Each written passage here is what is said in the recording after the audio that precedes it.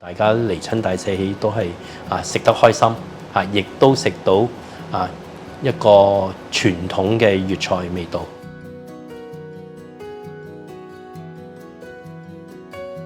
大家好，我係大社喜嘅老闆，我姓莫嘅。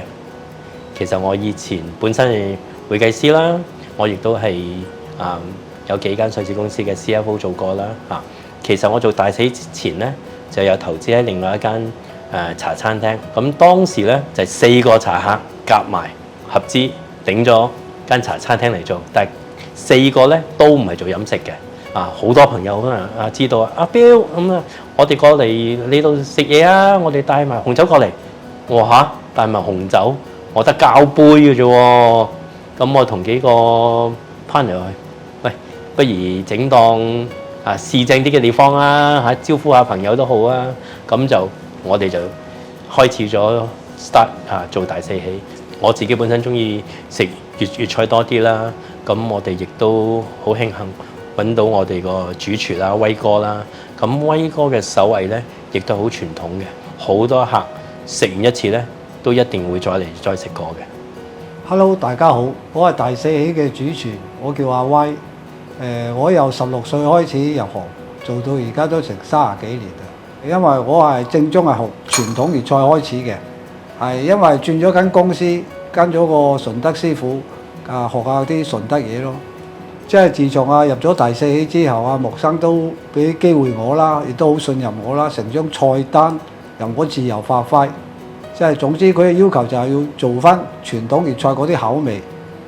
初我跟翻以前即係喺酒樓學識嘅嗰啲小菜各樣即係自己掌握到嘅嘢，慢慢逐步咁樣去寫去做出嚟咯，俾佢哋試味，覺得 OK 嘅，我哋咪推廣咯。好似呢個蓮藕餅啦，係嘛？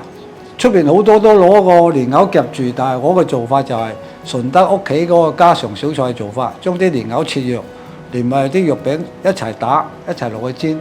我呢個豉油雞咧就純正咧就家庭版，出邊嘅坊間咧加好多香料各樣咧，我完全係冇嘅，齋豉油同埋有些少獨特嘅嘢落去啦，係嘛？啲配料，所以好多客都好中意呢隻豉油雞，冇咁多嗰啲香料味。咕嚕肉應該係一片片嘅，但係咧為咗個口感咧，我係將佢切揸到一粒粒咁樣，即係咬落去咧，第一可以鎖住啲汁啦，第二就覺得即係出邊脆得嚟，裏邊就軟啦。呢樣嘢咧都係一個，即係首先你要起咗啲肉啦，然後加翻啲配料落去啦，剁幼佢同埋去打手，打完之後再揚落去，差唔多如果要整一批零啲，差唔多要2個幾鐘頭。時間要嘥時間，同埋你賣唔起個價錢，呢屬於真係好普通嘅家常小菜咁樣，所以好少人會特登去咁樣去整。我哋除咗有晚市咧，其實我哋都有午市，亦都係傳統嘅點心。我自己本身咧對傳統粵菜咧都好堅持嘅。咁點解要堅持咧？因為一來由細食到大啦咁其實有好多味道咧，其實喺今時今日好多出邊食肆係揾唔翻嘅。但係我就喺試過威哥嘅手藝啦依啲味道翻晒嚟嘅。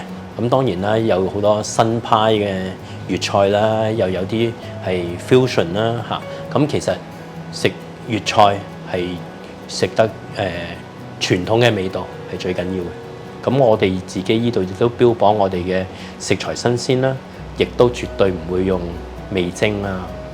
其實周圍啲粵菜都係大同小異嘅，但係我老細堅持就一定要傳統嘅手工同埋新鮮嘅用料。慢慢，我覺得即係傳統粵菜好似斷咗咁樣，個個都玩啲新花款各樣咁。咁我覺得傳統粵菜應該係我哋呢一代人有一個回憶。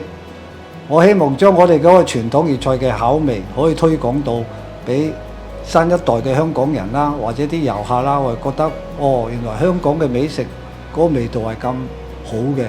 我哋大社喜落嚟咧，唔係就咁樣上完菜俾完嗰個客食完就算嘅。我哋都希望同啲客多啲溝通有啲乜嘢不足之處可以再改善啦再去有進步啦咁啊，希望呢樣嘢可以再令粵菜個味道維持落去做得更好啦。始終都有好多朋友係揾緊依類型嘅食肆啦，咁我哋可以做到呢樣嘢嘅。